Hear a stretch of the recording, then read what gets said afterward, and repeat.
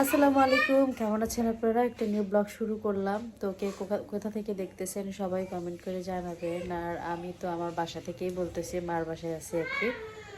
তো কিছুদিন পরে হচ্ছে আমার বাসায় চলে যাব। তো আজকে একটা নিউ ব্লগ শুরু করলাম। আজকের ব্লগটা ভালোও বলতে পারেন, আবার খারাপও বলতে পারেন। ভালো হচ্ছে এই জন্য, তো এই আমার যে চাচাতো বোন সাথীর অবস্থা আগের থেকে অনেক ভালো হয়েছে, যার জন্য হচ্ছে ডাক্তার রিলিজ দিয়ে দিছে। রিলিজ দেওয়ার পরে হচ্ছে ওরা সব কিছু নিয়ে ব্যাগ ট্যাগ করে চলেও গেছিলো আর কি। এটা ভিডিও দেখলে বুঝতে পারবেন যে চলে গেছিলো। তারপর হচ্ছে যাওয়ার পর থেকেই হচ্ছে রাত থেকে ব্যথা শুরু হয়ে গেছে আর কি মাথায়। মানে ঢাকায় হলো যখন ছিল তখন তো ইঞ্জেকশনের উপরে ছিল, প্রতি বেলায় হচ্ছে 3 বেলা 4 বেলা ওরা ইঞ্জেকশন দেওয়া হইতো, পেন কিলারের ইঞ্জেকশনগুলো, তারপর হচ্ছে অ্যান্টিবায়োটিক ইঞ্জেকশনগুলো, এগুলো দেওয়া হইতো, যার কারণে হচ্ছে ব্যথাটা অত অনুভব করতে পারতো না। বাট গ্রামে যাওয়ার পরে তো হচ্ছে ওরা সব মুখের খাবার দিছে, মুখের মেডিসিন দিছে। এখন ওই মুখের যে মেডিসিনগুলো ওই পাওয়ারে হচ্ছে ওর ব্যথা কমে নাই, ওর ব্যথা হচ্ছে বাড়তেছিল, আরও অনেক বেশি চিল্লাপাল্লা করতেছিল, অনেক অস্থিরতা কাজ করতেছিল, যার কারণে হচ্ছে বাসার সবাই অনেক বেশি ভয় পেয়ে যায়। 1 আর 2 হলো প্রচুর পরিমাণে বমি করতেছিল। এই ব্যাপারটা কারা জানেন তারা একটু কমেন্ট করে জানাবেন যে অপারেশনের পরে বমি করলে আসলে কোনো ধরনের কোনো খারাপ কিছু হওয়ার চান্সেস থাকে কিনা। তো বমি করতেছিল, তো বাড়ির সবাই ভয় পেয়ে গেছে, সেজন্য হচ্ছে আবার ঢাকা মেডিকেলে নিয়ে আসছে। সেই গ্রাম থেকে আবার আজকে ঢাকায় নিয়ে আসছে অ্যাম্বুলেন্সে করে। তো আনার পরে আমরা ঢাকা মেডিকেলে গেলাম। যাওয়ার পরে ওইখানে ডাক্তার হচ্ছে আবার সিটি স্ক্যান দিল। আগের রিপোর্ট দেখে বলতেছে সব কিছু তো ঠিক আছে, তাহলে প্রবলেম হবে কেন। পরে বললো আচ্ছা ঠিক আছে, তাহলে আরেকটা সিটি স্ক্যান করেন, আমরা দেখি, দেখার পরে দেখলে বোঝা যাবে যে আসলে কেন হইতেছে। তো পরে হচ্ছে আবার একটা সিটি স্ক্যান করলাম, করানোর পরে হচ্ছে ডাক্তার বললো যে দেখেন আপনারা মানে রিপোর্ট সব ঠিক আছে, রিপোর্টে কোনো ঝামেলা নাই, রিপোর্টে যদি কোনো ঝামেলা থাকতো অবশ্যই আমরা ভর্তি রাখতাম, যেহেতু রিপোর্টে কোনো ঝামেলা নাই আমরা রোগী ভর্তি রাখবো না। তো কী করলো, সে হচ্ছে কিছু ওষুধ চেঞ্জ করে দিল। তো আমরা বললাম যে তাহলে এই যে বমি করতেছে এটা কেন, মাথা দাঁড়া করতে পারে না এটা কেন। ওরা বলে এত বড় একটা অপারেশন হয়েছে, তার তো একটা সাইড এফেক্ট থাকবেই, তাই না, ব্যথা থাকবে, তারপর হচ্ছে ঘোল্লা থাকবে, বমিটা হয়তো বা এই যে ক্লান্ত হয়ে গেছে এই কারণে, মানে জার্নি করছে অনেক, ঝাঁকাঝাঁকি হয়েছে, হয়তো সেই কারণে হইতে পারে। তো কিছুদিন রেস্টে থাকলে ঠিক হয়ে যাবে এটা বললো। তো ওরা হচ্ছে ভর্তি রাখে নাই, ওরা আবার আমরা আমাদের বাসায় নিয়ে আসছি। মানে ডাইরেক্ট হচ্ছে গ্রামে চলে গেছিলো, গ্রামে চলে যাওয়ার কারণে হইলো মনে করেন ওইভাবে করতে পারি নাই। গ্রামে চলে যাওয়ার কারণে তার গ্রামে কিভাবে গেছে কি হয়েছে সেটা তো শেয়ার করতে পারিনি। আমি জাস্ট গাড়িতে ওঠানো পর্যন্ত আপনাদের সাথে শেয়ার করছি, সেটা ভিডিওটা দেখলে বুঝতে পারবেন। তো এখন হচ্ছে গিয়া আমাদের বাসায় আছে, এই যে হচ্ছে সাথে এই যে শুয়ে আছে, আর ওইখানে দেখেন আমার চাচা আছে, সাথে হাজব্যান্ড আছে, তারপর বিপ্লব ভাই আছে, সবাই আছে মোটামুটি বাসার সবাই ডাইনিংয়ে, আর ওই রুমে কেউ যেন এই রুমে না আসে। আসসালামু আলাইকুম।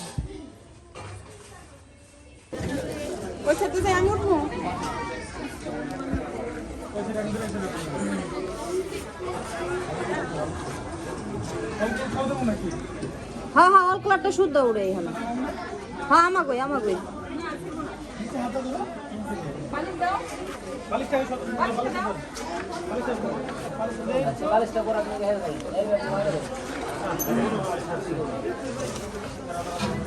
সাবধানে। হ্যাঁ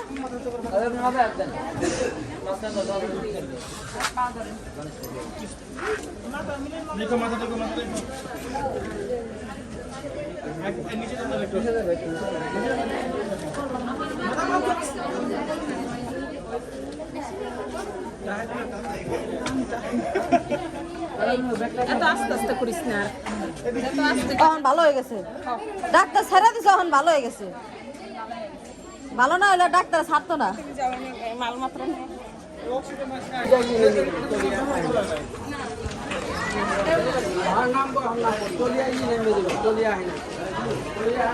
ওই টলের সাথে লোক থাকতে হবে,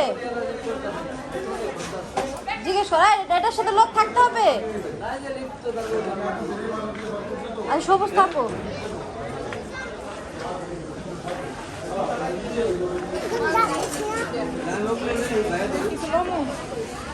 একই হইলো যে থাকো একজন থাকলে হইলো।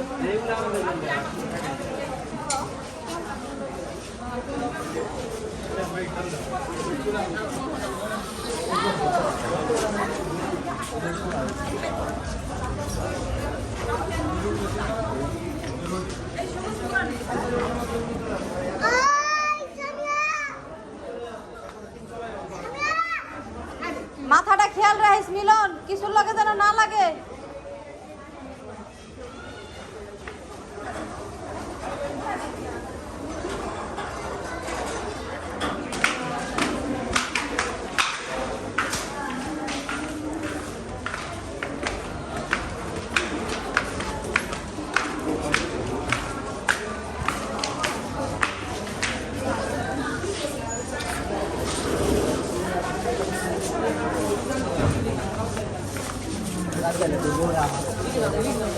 এদিকে এদিকে বামে পর, বামে পর।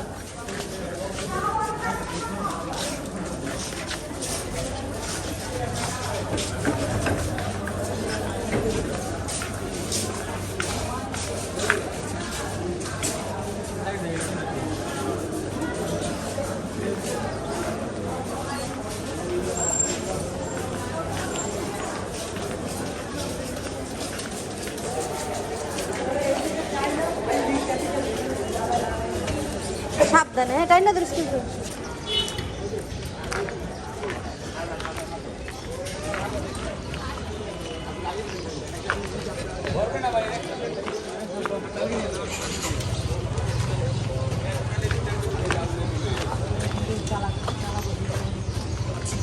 আমার থেকে কেউ চালাবে না, আপনি কি চালাবেন? আপনার তেল আইবে। এটা না ধরুন, এটা ফেলে নিয়ে যাবো। তুমি জ্ঞান বাসা যাবে না? এই যে ছুটি হয়ে গেছে, আমার ভাই অনেক খুশি। সামনে রাখি।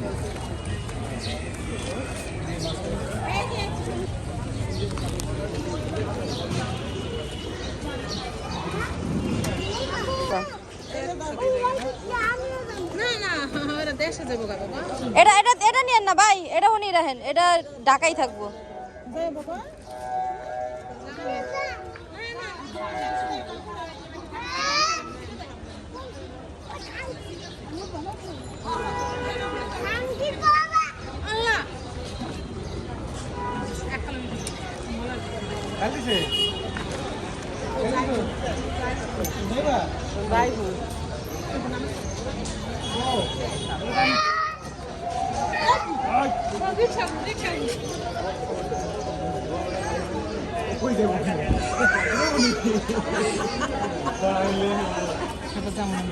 তোমার খুব উঠবো, তোমার আপ উঠবো, আমি উঠবো।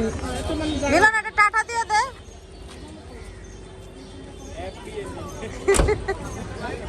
Happy ending.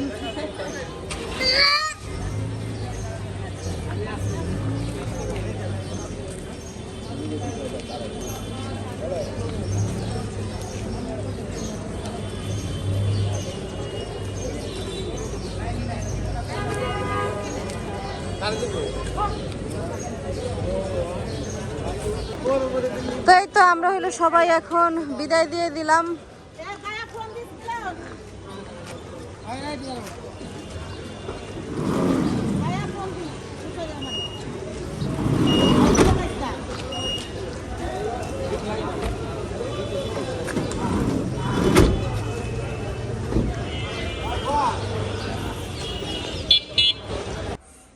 তো সবাই হইলো দেখেন খাইতে বসছে, আর আমার বড় ভাই আসছে শাহিন ভাই, সবাই তো চিনেন তারে। শাহিন ভাই আসছে, ভাবি আসছে, শাহজাদি আসছে। ওদের শাহজাদি হলো ডাক্তার দেখাইতে আসছিল, সাথীরে দেখতে আসছিল, প্লাস হচ্ছে দাওয়াত দিতে আসছিল, মানে তিনটা কাজ একত্রে করতে আসছিল। ওই যে শাহজাদির হাডিলা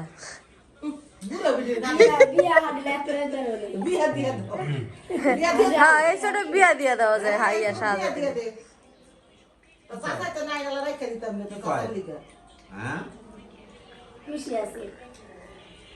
একটু তাকান তো ভাইয়া, ভাবি ভাবি একটু তাকান তো।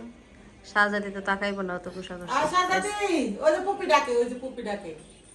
কই দেই তো। ও মাই গড, অনেক সুন্দর হয়েছে তো তাকানোটা। এই যে এ বুঝলো কেমনে আমি আর ফুপি লাগি রক্তের কালেকশন এটা বুঝবো না সবাই তো কই বিয়া করবানি কি কয় মানে তুই পসা তো ভাবিরা হলো হঠাৎ করে আইছে যার জন্য হচ্ছে ওরকম কোনো আয়োজন হয়নি ডাল ডিম মুরগি তারপর হচ্ছে ওই যে বুট্টা শাক এগুলো দিয়ে হচ্ছে আমরা আপাতত খাইতেছি হ্যাঁ আর আমাদের শারিফা আজকে খুবই অসুস্থ শারিফার হচ্ছে অনেক ঠান্ডা লাগছে সকাল থেকে কাশতেছে আমি ওর ওষুধ এনে খাওয়াইছি বাট তারপর ওর ওষুধ মানে ঠান্ডাটা কমতেছে না আচ্ছা মা কয় ঘন্টা হয়েছে আর আমি ওষুধ খাওয়াইছি 6 ঘন্টা হয়েছে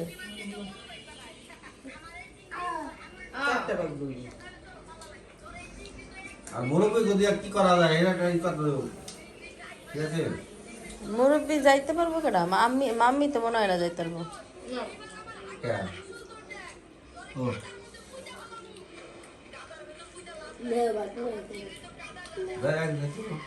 মাম্মির দেওয়ার যে কোন সময় কি হয় ঠিক আছে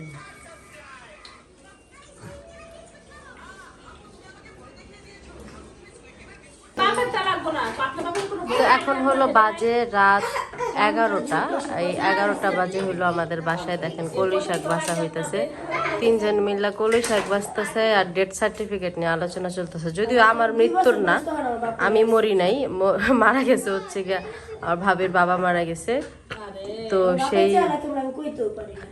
সেই ডেথ সার্টিফিকেট লাগবে হচ্ছে ভাবির নিবন্ধনের কাগজ বানাইতে আর ভাবির নিবন্ধনের কাগজ লাগবে শারিফার নিবন্ধনের কাগজ বানাইতে কি একটা নাটক শুরু হয়েছে বাংলাদেশের মধ্যে মানে এই নাটকের আসলে কোনো সিরিয়ালও নাই কোনো শেষও নাই কোনো শুরুও নাই মানে অহেতুক জিনিসপত্র একটা জিনিস দেখেন আমার মার বাবা মারা গেছে মাও মারা গেছে এখন আমার মার নিবন্ধনের কাগজ করতে গেলে তাদের বাবা মার সার্টিফিকেট কই পাইব আর যা তারা তো মরছে ঘরের ভিতরে আর ডেথ সার্টিফিকেটটাই বা কই পাইব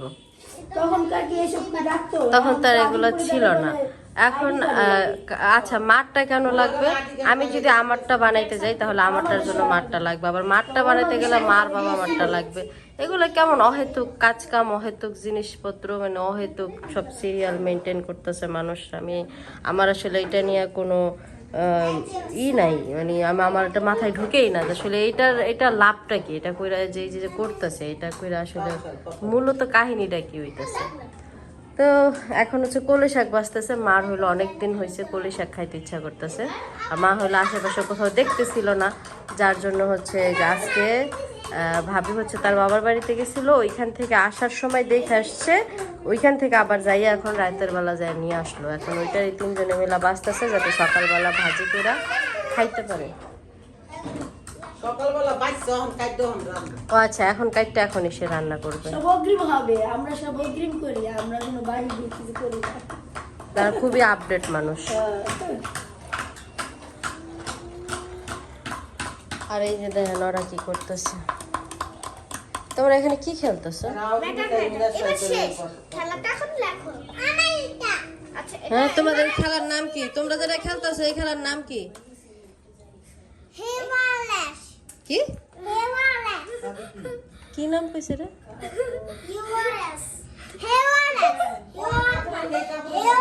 আপনারা যদি কেউ বুঝে থাকেন আমার একটু বললেন শারিফা কি বলছে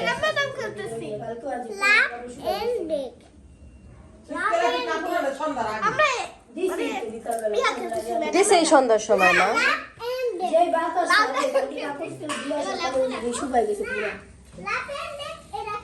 আমি কিচ্ছু বুঝি নাই শারিফা কি খেলার নাম কইছে এটা আল্লাহ পাক ছাড়া কারোর পক্ষে বোঝা সম্ভব না তা আমি একটু বাইসা দিই তাদেরকে একটু তাড়াতাড়ি হবে না